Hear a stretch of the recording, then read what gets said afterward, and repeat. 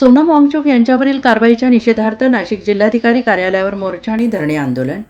सामाजिक कार्यकर्ते सोनम वांगचुक यांच्या शांततापूर्ण उपोषणावर सरकारने दडपशाही केल्याचा आरोप करत पुरोगामी संघटनांच्या नेतृत्वाखाली विद्यार्थी आणि युवकांनी नाशिक येथे जिल्हाधिकारी कार्यालयावर मोर्चा काढून धरणे आंदोलन केलं आहे.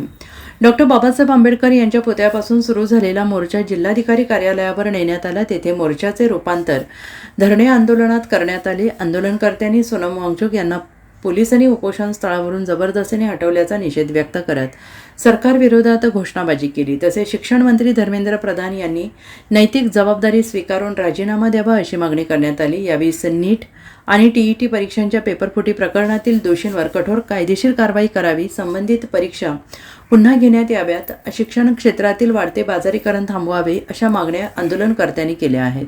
या आंदोलनात सिटूचे राष्ट्रीय उपाध्यक्ष कॉम्रेड डॉक्टर DL कराड, आयटेकचे नेते कॉम्रेड राजू देसले, कॉम्रेड तल्ला शेख, सरकारी कर्मचारी संघटनेचे कॉम्रेड अरुण आहेर, सिटूचे जिल्हाध्यक्ष कॉम्रेड सीताराम ठोंबरे, उपाध्यक्ष कॉम्रेड तानाजी जायभावे, जिल्हा सरचिटणीस comrade Devidas Adwale, comrade Milind Wagchare, comrade Tukaram Sonje, comrade Rahul Gaikwad, comrade Santosh Kulkarni, comrade Atmaram Daware, comrade Mohan Jadhav, comrade Arvind Shahapure, comrade Vijay Tikkal, comrade Chhaya Jadhav यांच्यासह विविध पुरोगामी संघटनांचे पदाधिकारी, विद्यार्थी आणि युवक मोठ्या संख्येने सहभागी झाले होते.